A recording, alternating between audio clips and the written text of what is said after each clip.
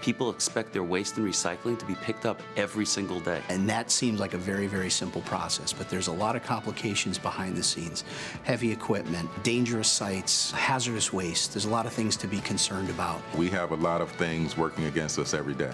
Safety is such an important part of SWANA's culture. The biggest importance is we want our folks to go home at the end of the day. Right now, we're number 5 most dangerous business in the United States. Ahead of police and firefighters, if you can believe that. But that doesn't mean that we can't make sure that safety is at the top of mind every single day that we do our jobs. What we're trying to do is develop a culture of safety.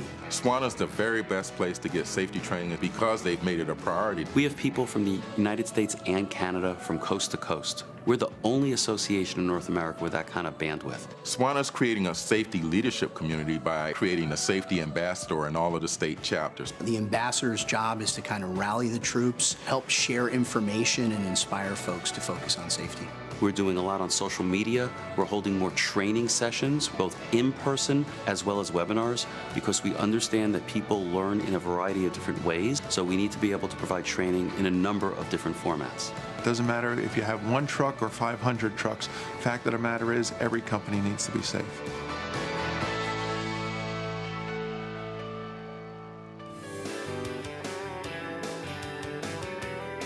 Please welcome to the stage SWANA's Executive Director and CEO, David Biderman.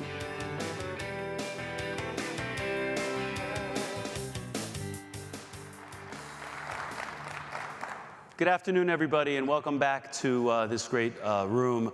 Welcome to WASTECON. We're thrilled to have you here for what's going to be a very interesting keynote session. I was told that our keynote speaker, this is his first time coming to WASTECON, so let's give him a warm welcome when he joins us on the stage. Wait for that. I hope all of you got really stoked earlier today in our keynote session that opened the festivities today. I know that I learned a lot during that session, and I hope you did as well. I hope you also have been attending some of the technical sessions and have either spent time on the exhibit hall floor or will be planning on going there later today or tomorrow. It was real busy last night. We had a really great opening reception. So thank you to all of you who are participating in 2018 WASTECON here in Nashville. Our guest speaker is sure to inspire us. He is a well-respected leader in the solid waste industry with 30 years of experience, starting his career back in 1988 with this little company called BFI. He has served now as the CEO of Waste Connections since he started that company in 1997, the same year, incidentally, that I entered this great industry. In 2016, he was named WasteDive's Executive of the Year after inking the deal that merged Progressive Waste Solutions with his company, Waste Connections. He also serves on the board of directors of a company called SkyWest. He holds a bachelor's degree in business economics with an emphasis in finance from the University of California, Santa Barbara, has 3 kids, likes the outdoors, and particularly likes to ski. It's my great personal pleasure to welcome Ron Mittelstaedt to the WasteCon stage.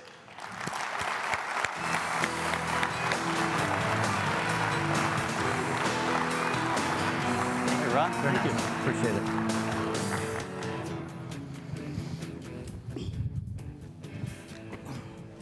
Oh, can't see a thing. Huh? Hey, Ron, how you doing? I'm well, David. Thank Good. you. So thank you for coming to WasteCon. I know this is your first time with us, and hopefully it won't be your last. Sure. Thank you. So I'm going to be asking you some questions about the company and about the industry and sort of your thoughts on the direction and where we're going. Okay. And we're also going to be taking some questions from the audience.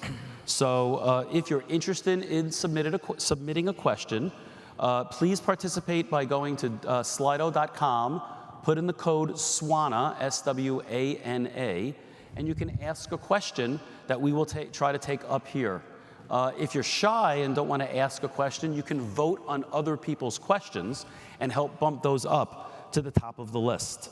So that's how all of you can participate in our session today. So Ron, you started Waste Connections back in 1997, bought some assets from, I guess it was BFI? That's correct. In Idaho and Washington. Yep. And the company started, it was in secondary markets out west. Can Yep. you kind of describe how the business model has grown and changed over the past 20 years? Well, the business model itself hasn't changed that much. First off, we sort of have I'd say we have a strategic model. We've really kept that the same over the last 21 years. I mean, we want to be in one of three types of markets. We want to be in what we call an exclusive market, which is either a franchise or a permit market or a municipal contract market. If we're not in that and we're in a competitive market, we want to be an integrated company, preferably do collection and disposal in that market, typically in a suburban or rural market, not necessarily urban. And if we're not in one of those markets, we want to be in a market where disposal is municipal. That is the option, so it's a level playing field. So by default, what we're not in generally is sort of large urban metroplexes where we bring waste to somebody else's landfill. That's what we don't want to do. We have a little of that, but it represents about 6% of our revenue. We have pursued that market model since 1997. It hasn't changed. One of the markets that you entered as a result of the Progressive deal was New York City. That's a unique marketplace, To say the least. Could be interested in your thoughts on what it's like to operate in Gotham. It's tough. I've seen some of our people here over the course of the last day that are from there, and it's a very tough market. I mean, you know, the market starts about 9:30, 10 o'clock every night. We run until about 5:30 to 7 a.m. You got to be off the street before really there is any traffic. It's a very difficult market to identify whose waste and recycling is whose, because it's all bagged and it's all at the curb. So it's a very challenging market. But we've got a great position. We're the largest company in New York City, particularly in Manhattan. We have an integrated position. We have 3 transfer stations there, and then we have an upstate landfill, and then we have a landfill in Pennsylvania that we take the waste. So it's an integrated position for us. Well, that's great. As a New Yorker, I like that. So over the last 20 years, the business has grown, but of course, when you purchased Progressive, that was a sea change. That was a major acquisition, and it cemented the company really as the 3rd national company in the industry. How did you and your team merge the cultures or change the culture so that the acquired assets integrated almost seamlessly into Waste Connections? Well, they didn't integrate almost seamlessly. If it appeared that way, that'd be great. But it was a tremendous challenge. We had a very, very different company culture than Progressive did. I'm not saying one's right or wrong. We obviously felt ours was right, and that's the one we kept. They were more of a top-down, command and control, very hierarchical organization with most important decisions made more at the corporate or the region level. And we were a very decentralized, field-centric company where local management is more involved and makes 99% of large decisions day to day. So it was very different. We kept our model, and it wasn't optional. And I think over time we've gotten a lot of buy-in. I mean, I don't mean this wrong, but Progressive was really struggling the last 3 years as a company. And when you're in a company and it's struggling, it's like being on a losing sports team. You know when you're 2-14, you know you're not good. Right. And that was the analogy that we went to their people with and said, we're not saying the way you're doing it's wrong, but you're 2-14. Let's try some different things and see if it works better for all of us. And so it took time, but we got buy-in. I've been through a merger before, and I've learned that a merger is a legal structure. The reality is someone gets acquired. And in this case, we were the acquirer, and Progressive was acquired. And we were going to do it, more our way than theirs. Certainly systems and other things, that had to merge, but culturally, that was something that we mandated. We were going to do it the Waste Connections way. Well, that's great. I've heard you speak before about the culture of Waste Connections, and you used the phrase servant leadership. Can you describe to our audience what servant leadership is and how it manifests itself both at headquarters and also in the field? Okay. So servant leadership, I wouldn't say is our culture. I would say servant leadership is something that's a characteristic of our culture. And there's many others as well. But servant leadership is a philosophy. It's not a program. It's not an initiative. programs and initiatives have beginnings and ends, and servant leadership doesn't. I mean, the way to think of it is think of the leader as a helper, as they're being responsible for their people and to their people, rather than people just being responsible to the leader. It sort of inverts the traditional management pyramid, if you will. We have been on this quest to have servant leadership adopted throughout our company for about 13 years now. And as I said, it doesn't end. It's not mandatory. We can't make people do it. It's something you've got to believe in, and then it's got to become sort of part of your DNA as a manager, as a leader. And I would say we have tremendous buy-in. I don't know the percentage, but I bet it's in the 85–90% range. And I mean, I could talk all day about the results. I believe it has impacted favorably for the company. But that's what it is. It's a philosophy of a leader being responsible for the success and well-being of their employees, both at work and away from work. Can you give one tangible example about how someone might implement that, or a step someone can take to implement that when they go back, when the people in our audience go back to their offices? Well, it's number one, you don't have to have your company adopt servant leadership to believe in servant leadership or become a servant leader. I think the way we talk to people about it is, you know, we talk to them about thinking less of yourself and more about the people you have the responsibility to lead, and putting their needs first and your needs second. And oftentimes, at times, the company's needs second. Making that employee's personal needs, you know, as a priority, and taking responsibility for their success, and taking responsibility for their failure as a direct reflection of you. So, you know, in doing it, there's a lot of, I don't want to call them steps because it's more of a philosophy, but there is a lot of steps. When we train people about servant leadership, we have things that we ask them to do daily and weekly and monthly and quarterly and annually. And the way I refer to it, it's like a diet. You know, there's 18,000 diets out there, and if you stick to one of them, you lose weight. The day you go off it, it changes. But if you ask somebody who's lost weight over a year and 2 years and 3 years later, they still have lost the weight, they don't refer to themselves as being on a diet, they've had a lifestyle change. That's how servant leadership is. It becomes sort of a lifestyle change of how you think about your responsibility to your people. Thank you. That's a good and informative response. One of the areas where Waste Connections is very active is the company has a lot of franchises with local governments, and there's a lot of local government officials in the room. And obviously having a good reputation and a good relationship with local governments is important. So how does Waste Connections maintain relationships, positive relationships with the public sectors and the communities that it serves?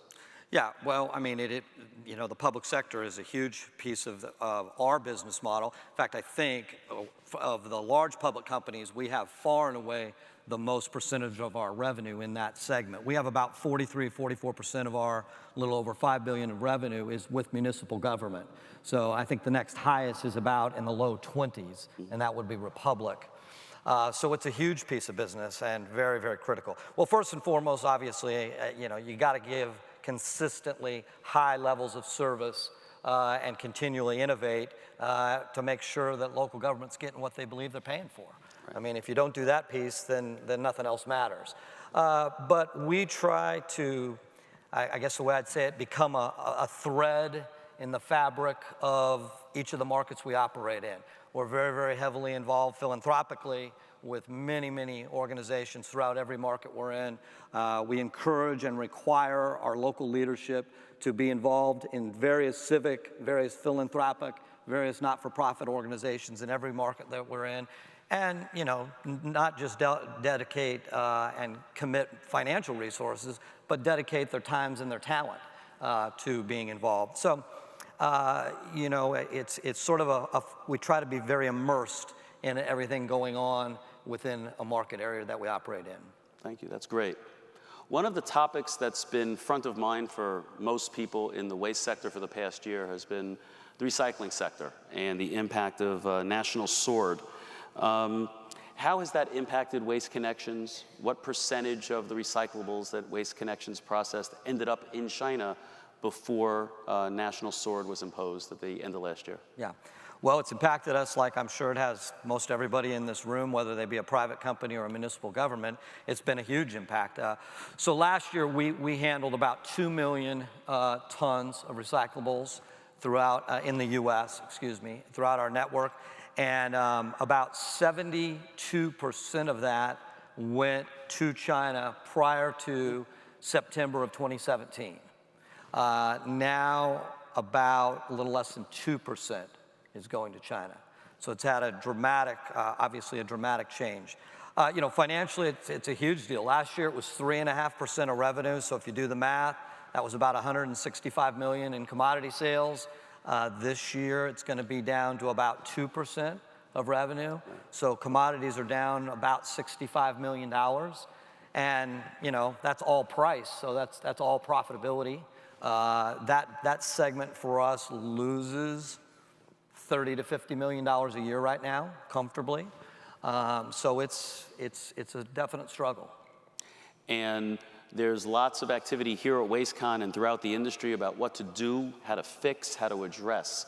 One of the things that I hear from time to time is that we should consider going back to dual stream, or we should collect glass separately. Interested in your thoughts on that?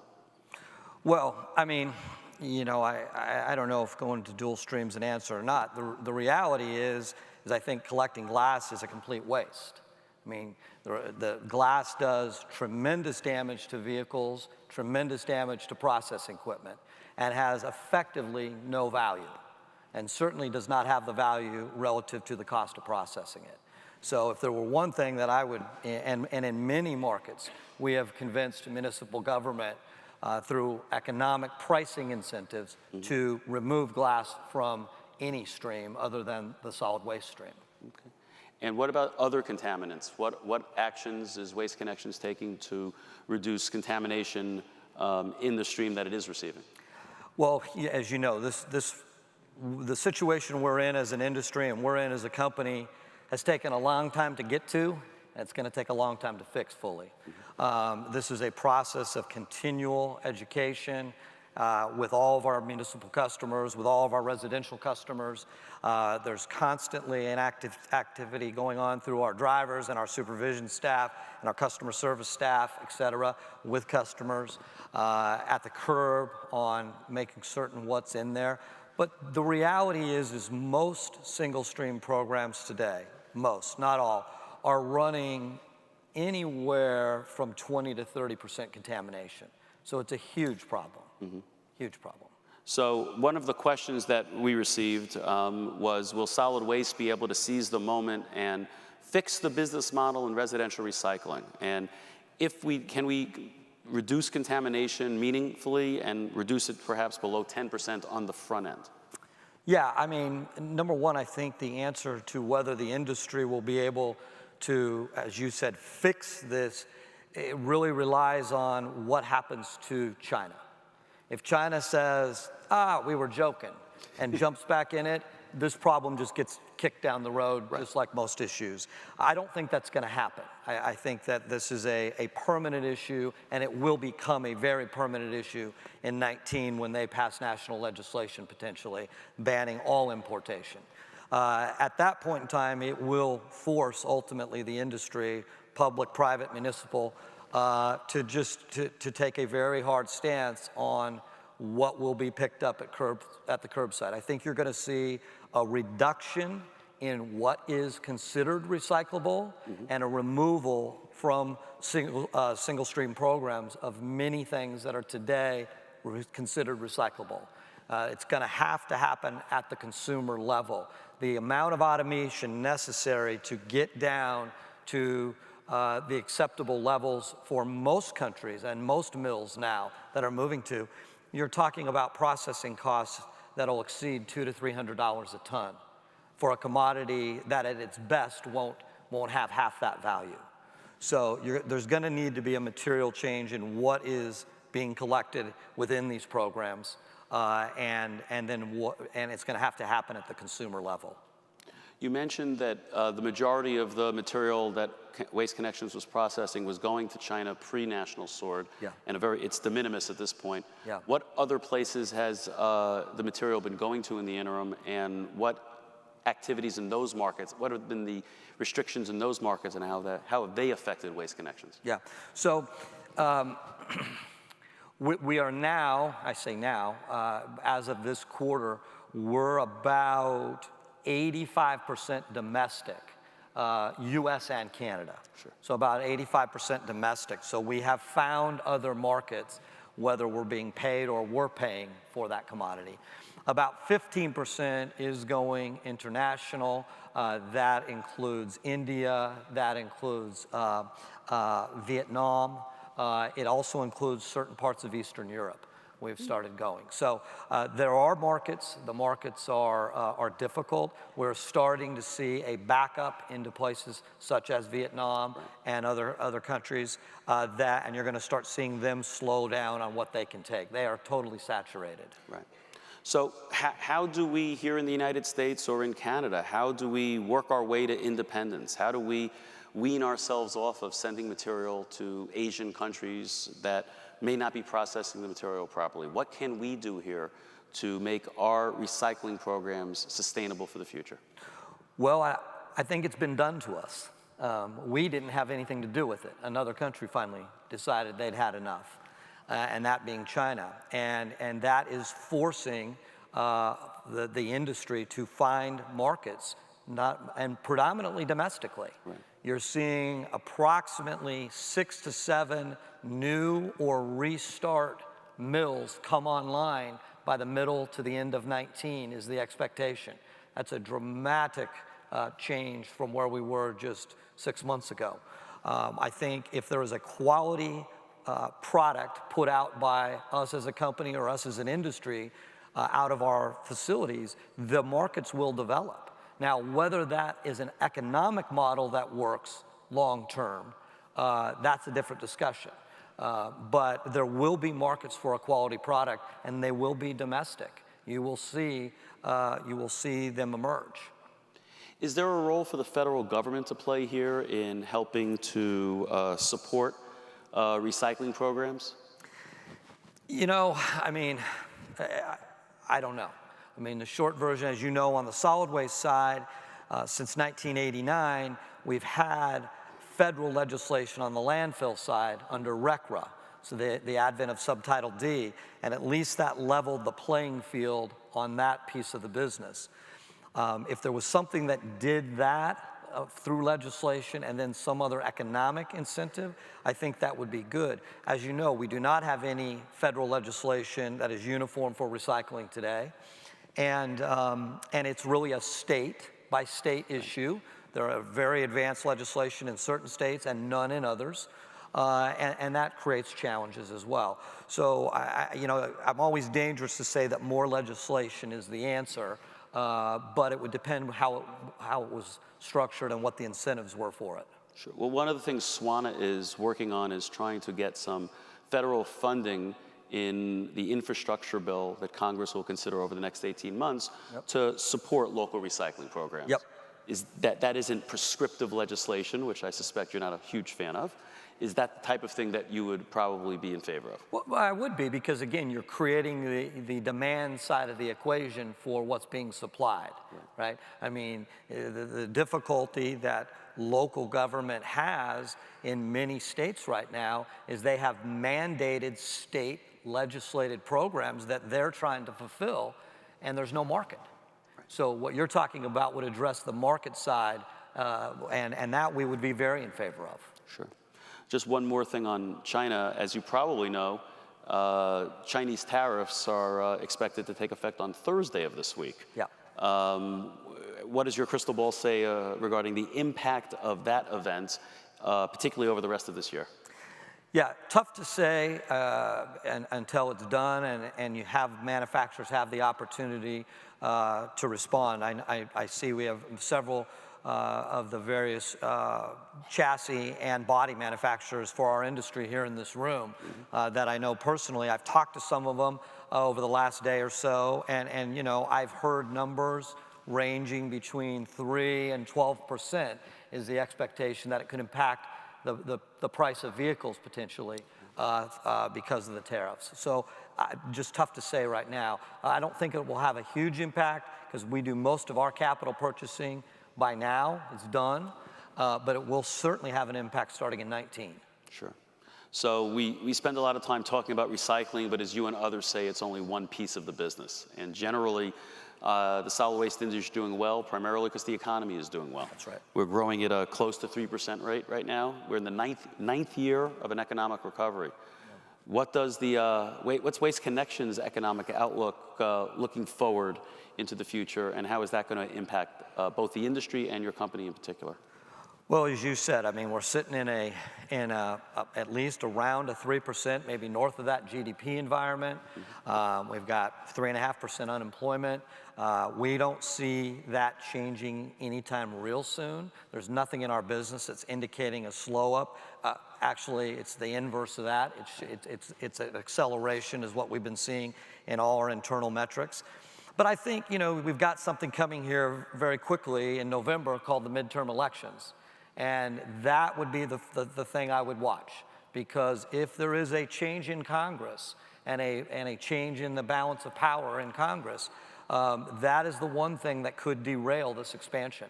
And I only say that because business likes certainty. They don't like uncertainty.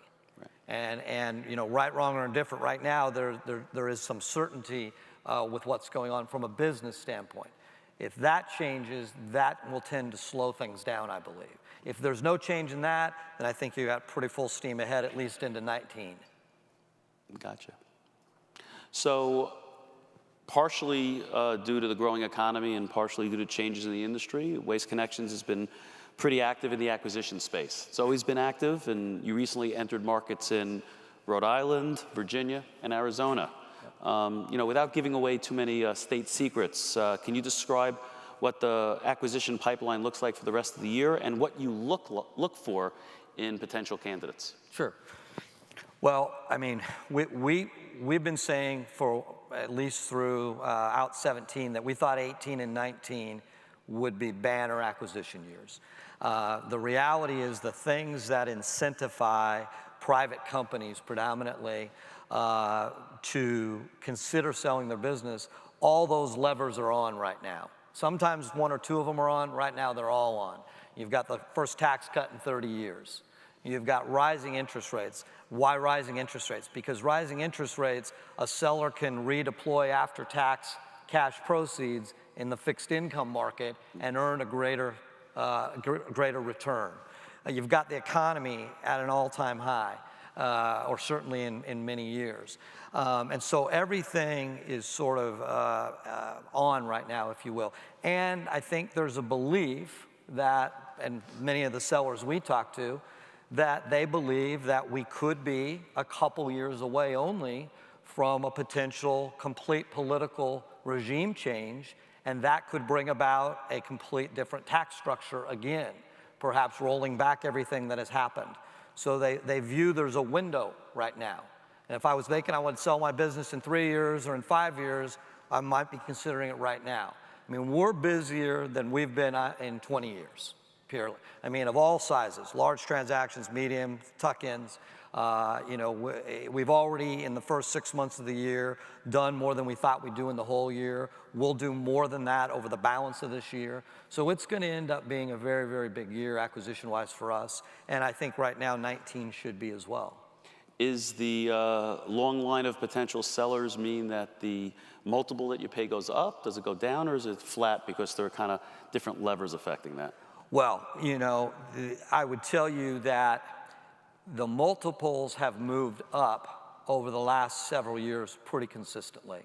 Now, not enormously when you look at all the different types of transactions, but there's no question multiples are higher now than they've been in 2 decades, at least. I think you got to go back to probably into the early 90s to get to where you saw multiples in transactions that you see right now. That's another reason transactions are happening. That's another driver that's on right now. But I mean, you know, I can't speak for anyone else. We're going to pay. We don't look at it on a multiple basis. I know people like to. We look at it a return on invested capital. And we've got a targeted return on invested capital that our shareholders expect, and we've got to get that. Does it fall out to a multiple when you're just talking generically? Sure it does. But the higher the quality of the company, the higher the margins, the better their assets, the stronger their contracts, that's going to get a higher multiple. A company with lower margins, lower, old assets, that's going to get a lower multiple because it's all in a return on cash, a return on invested cash flow. But the other thing that's happening right now is you also, and from our seat, you got to be very careful because there's a lot of companies of all sizes that have built their business on commodities. And right now they're in deep trouble and they're panicked. And those are the companies we're not interested in because we really can't fix that overnight. You'll let your competitors buy those companies? Well, we would hope they'd buy them, yes. So I want to take another question from the audience. So what are the top 3 hurdles that you think the industry faces over the next 5 years? Well, without question, this recycling challenge, the market challenge, is going to be a very, very difficult one for the industry. There's no doubt. I mean, I think it's tough unless something changes with China, and we do not anticipate that. I think the only conclusion you can come to over the next 2 to 3 years is there will be less recycling, less diversion, and customers will pay more. That's the conclusion that you economically get to. And that's a big challenge to deal with customers. It's hard for them to accept and understand what's changed so materially and why, and what the real economics are. As the real economics are very, very upside down of most, and when I say recycling, I'm referring to residential single stream. I'm not talking about commercial recycling. So recycling is a challenge. Obviously, we're in a 3.6% unemployment environment. It is very, very difficult to get people. I mean, we have about 900 openings right now unfilled that we've approved, that we can't hire, we can't find. That's a tremendous challenge, and it's getting worse by the day, depending on the market. So I think, and high schools today don't have vocational programs the way they did 10 and 20 years ago. They've been shuttered. So kids aren't coming out of high school, and if they're not going on to college, and that's about, on average, about 35% of kids that graduate go on to college, 65% do something else. That 65% isn't coming into our industry. They're not looking to drive, they're not looking to paint, they're not looking to turn a wrench or weld or operate a piece of yellow equipment, and they don't have those skills. So it's a tremendous challenge. What's happened with immigration right now and the lack of clarity on immigration is causing a tremendous challenge to the service industries of all types because we were heavily reliant on immigration as an industry. And so I think the labor challenge is going to be a very, very big one, a very big one. And is there anything in particular that Waste Connections is doing to try not just to attract new people, but also retain them and make them part of the industry as a career? Absolutely. I mean, I'm sure like every company represented in here, whether they're public or private or municipally run, I mean, we're trying to do many, many different things to retain our best people, right? I mean, our own statistics are that if we can get an employee past a year, then on average, we will have them 10 or more years. That first year is a very big challenge. And that's where we see the most turn, and I believe our Republic and Waste Management have similar statistics. So there's a lot of incentives and other things we're trying to do to get through that first year. So recycling is a big challenge. Attracting and retaining workers is a big challenge. Is there anything else that's at that same level for you?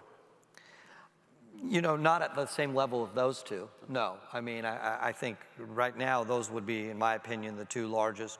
Obviously, technology is a challenge, but generally a very good one, right? Generally a very good one. I say generally because not always. I mean, cell phones have done a lot for productivity in our business, but distracted driving with cell phones is the largest offense in our industry for accidents. Mm-hmm. So technology is not always a great thing. It can be a challenge. Well, since you led me into the safety section, I guess I might as well ask a question or two about that.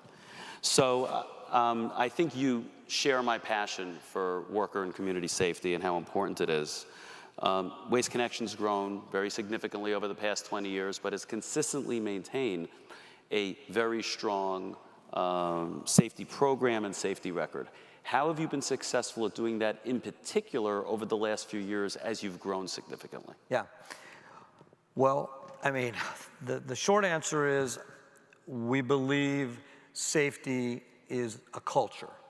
It's not a program, it's not a department, it's not a process. It's a culture. And you know, for us, our number one value is safety. A lot of companies say that, but they believe safety is a program or a process. And we try to believe that it's a critical component to our culture. And if you say that and you believe it, then you have to align the incentives and the consequences with that. And so we've tried to have a lot of alignment from frontline employee through executive leadership around risk performance. So that everybody is affected and also has an incentive. But ultimately, you know, our findings are that it's a behavior. Behaviors, you have to retrain behaviors before incidents occur, right? It's very, very difficult once they occur.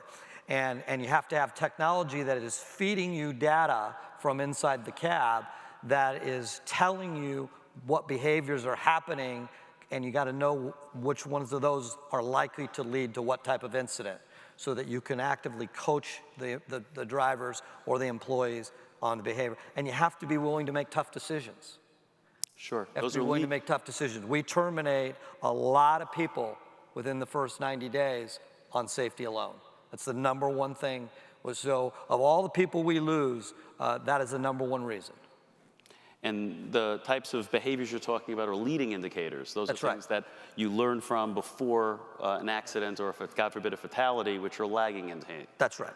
That's right. We believe there are our statistics for us, and I think we're no different than anyone else. There are 4 types of accidents that are most common and 4 types of behaviors that lead to those types of accidents. So we're getting data and coaching on those, and if you can eliminate those 4, you can reduce risk by about 70 to 80%. That's what our data has shown us. That's terrific. And one of the things SWANA is doing, since the waste collection sector in particular is the 5th most dangerous job in terms of fatality rate, is we're starting to distribute information to haulers through disposal facilities at landfills, transfer station, waste-to-energy facilities, and recycling facilities. Interested in your thoughts, because that's a way to reach the smaller companies that really don't have a safety program, who maybe have a safety program but don't have a safety culture. Interested in your thoughts on that and how we can work together. Yeah, I mean, number one, you can never, in all of these areas, whether it's safety or whether it's recycling or anything else, you can never have enough education, right? But the reality is, you know, our employees and the employees that go out every day in this industry, they know this is a dangerous job. It's not a fact that they don't understand it, that what they're doing could kill somebody in a second. They understand that. It is changing the consequence of the behavior that could lead to that. That has to happen, and that one, you know, we buy a lot of private companies, and so they're all different, and they have different levels of safety success. But the one common thing I see is they believe that accidents and injuries are a cost of doing business, and you can't materially affect it. And that's where we have a very different opinion. We've bought some huge companies this year, very high margin, large companies in this industry, long-term family companies, that we've reduced accidents and injuries in a year by over 80%. Same trucks, same drivers, different technology in the cab, but a different incentive and a different consequence. Well, that would be something that I think all of us would love to hear about more and figure out ways to take some of that information to benefit the entire industry. I think that's terrific. I want to take another question or two from the audience. Going back, I think, to some of the topics we covered earlier, you mentioned collection, transfer, and disposal. We have a question asking, where does diversion fit into your business model? Well, it's different by state is the answer to that. So there are states such as California, such as Washington, such as Rhode Island, illustratively, that have very advanced and required legislative diversion models. And so there, you'll find our business is very advanced in diversion. There are other states that have no recycling legislation and no diversion requirements, and there our diversion model is what is economically, what economics are behind the diversion. So it's different by state, and then it's different by market area within the state. Some places, there are markets we divert over 75% of what we collect at the curb from any type of final disposal whatsoever. There are markets we don't divert 1%. So it's a very state-specific issue. Okay. Another question from the audience. What are your thoughts on changing the diversion metric from a weight-based system to a system where toxicity is the driving factor for diversion?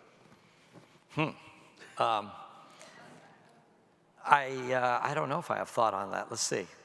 I think there are going to be some changes in diversion reporting in general, because you're going to see diversion go backwards in many states pretty soon.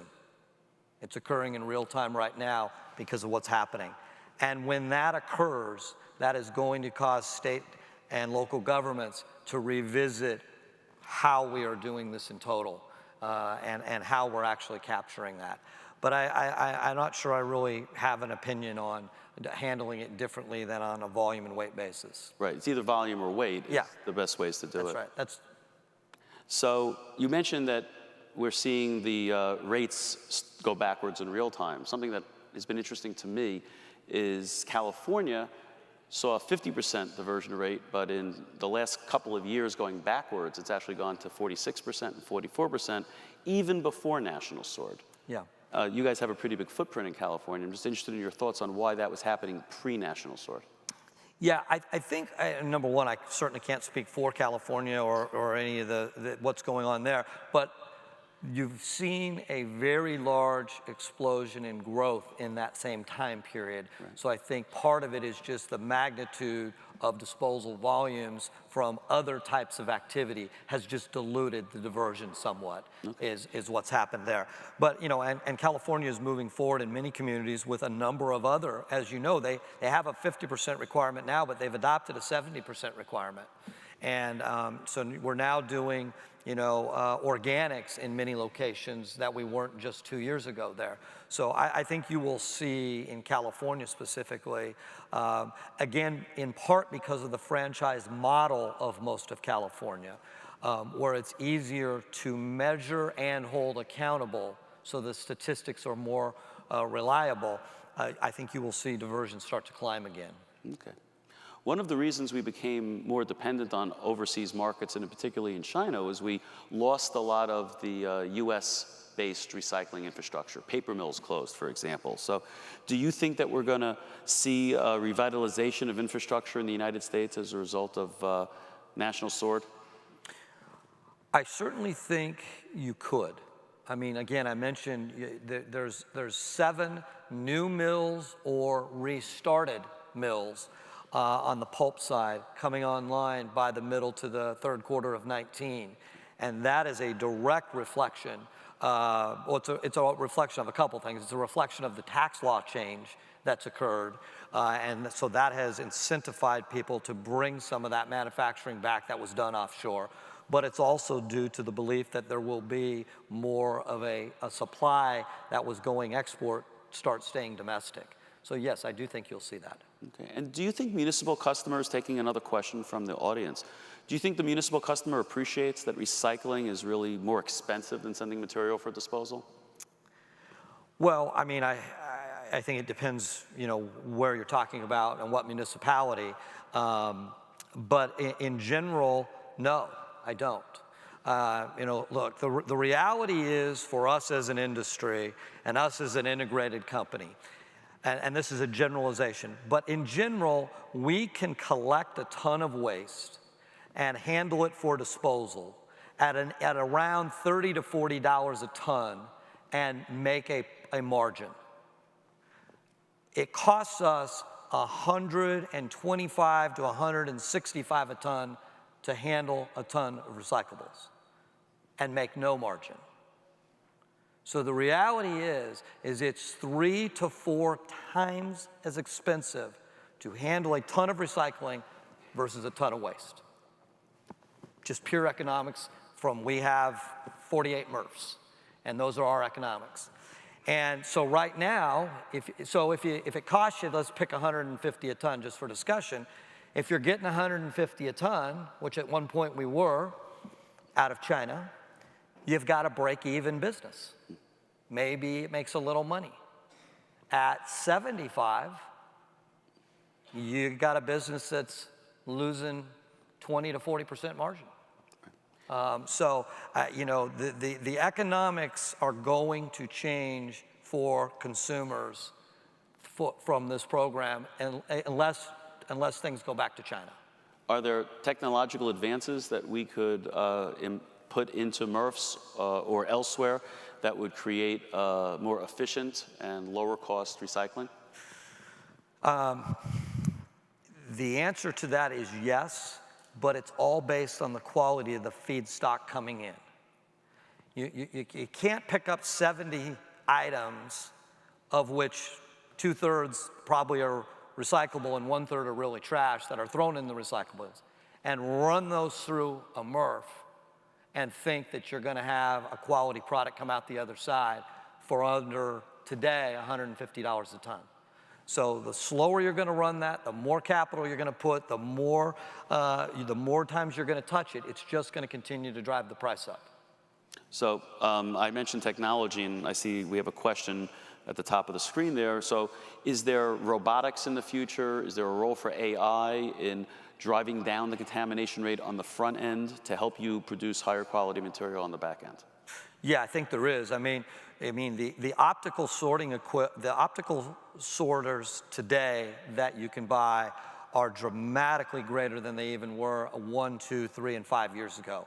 We are, I believe Waste Management Republic are doing the same thing. We are retrofitting MRFs with today level optical sorting, and it's light years ahead what it was just a few years ago. You're going to see that continue to expand.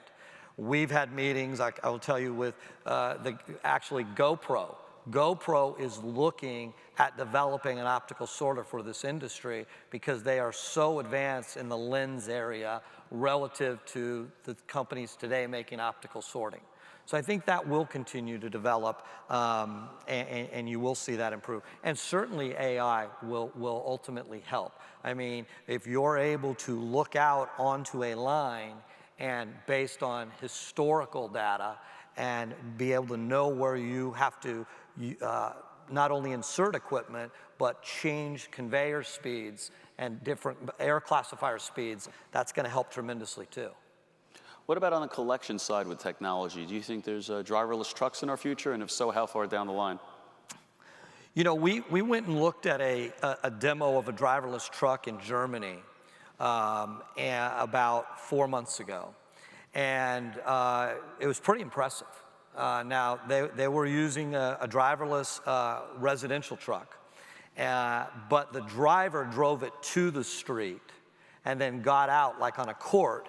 And he had what would be like a control box in his hand so he could have an emergency kill switch or anything. So he still watches it. Now, they were saying that's because it's still in the beta form that ultimately, but I think we're a ways, we're a ways from that, but it is coming. Okay. How do you keep track of technological advances? How does your team keep track of technological advances that keep Waste Connections on the cutting edge in that area? Well, I'll tell you, sitting in this room, you've got some of the top vendors to this industry in all those areas, whether you're talking about trucks, whether you're talking about software, whether you're talking about MRF equipment. I mean, at expos like this, you've got them sitting here.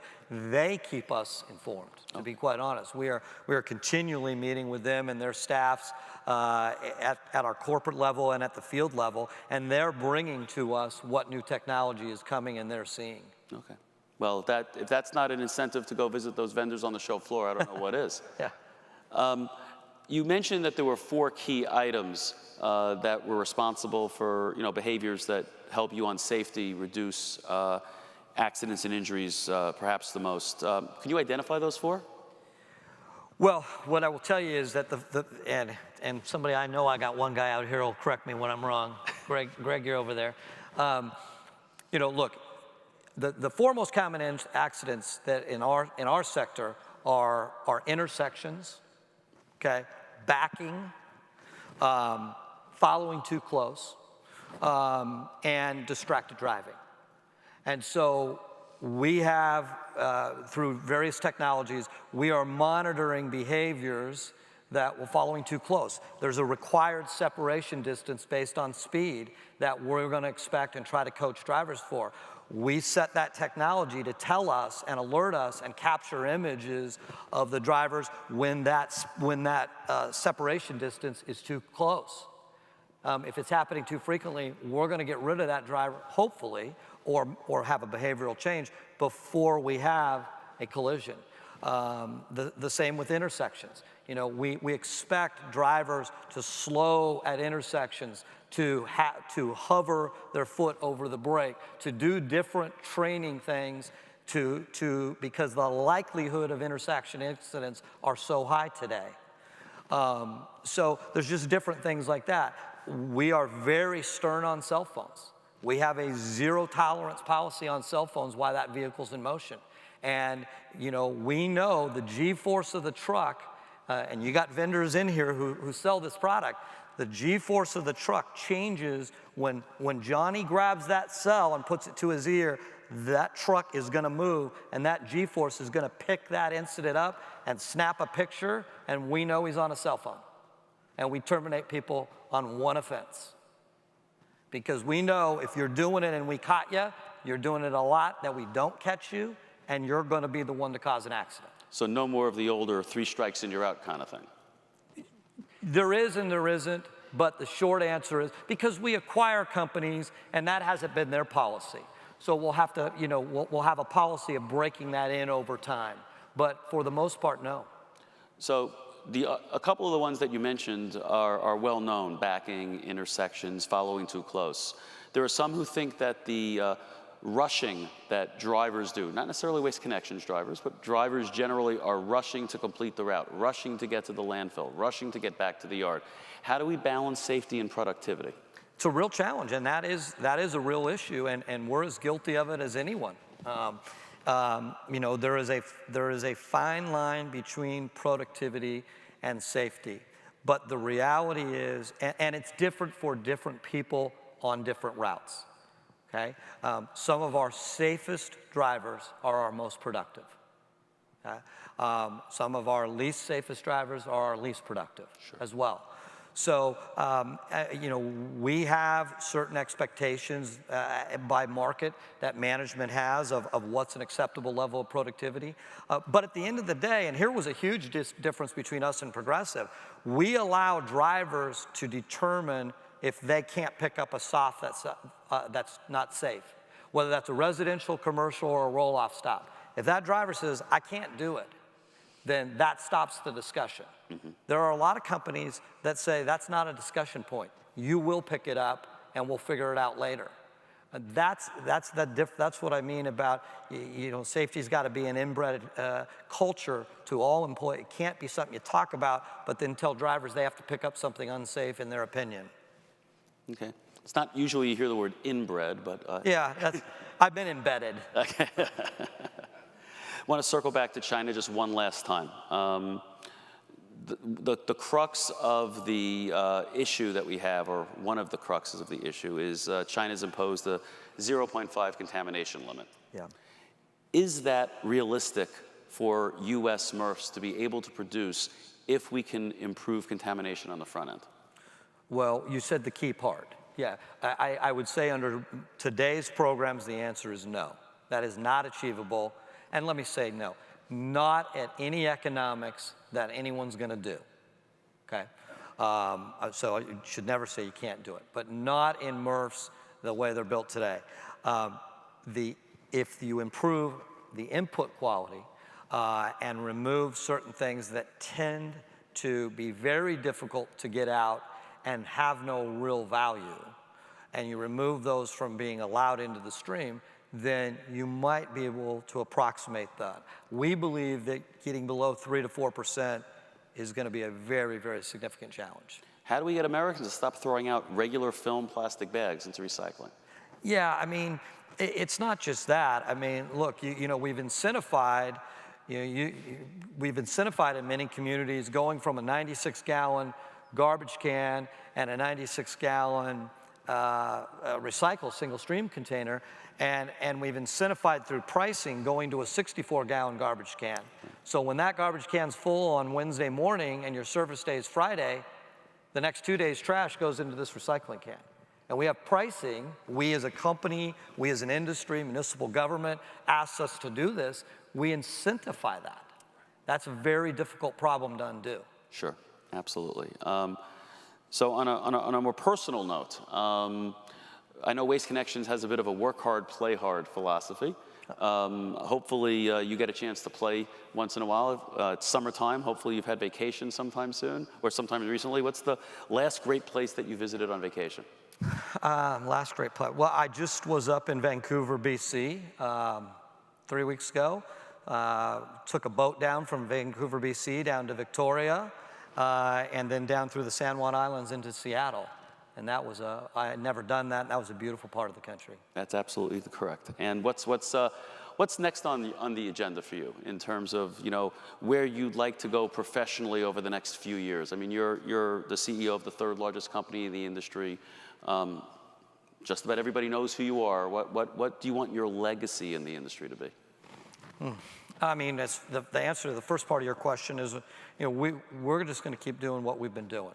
That recipe seems to be working fairly well for us in terms of our market strategy, our organizational structure strategy, our belief on culture. I mean, I don't see those things changing. You know, as far as a legacy, and again, I haven't really thought about that. I mean, personally, I believe if we can get servant leadership embedded in our company to a higher level than we have today, and it's at a pretty high level, that would be, in my opinion, the thing that I would be most proud of. That would be what I'd like it to be. Well, that's a terrific place to end. So is there anything else you'd like to add, to share with the audience, for some closing thoughts? No, I thank all of you for taking time out to be here, to submit questions. If it looks like we're looking around, it's because they're popping up here and we can't see them with the lights, so apologize. If you didn't get your question, I apologize. I'm going to be on the floor this afternoon after this. I'll be happy to try and answer your question face to face if I can. I thank you for being here. I thank you for being in this industry. For those of you that are customers of ours, we thank you for that. And we hope you have a great time. And I hope you don't feel tomorrow morning like I do this morning. Well,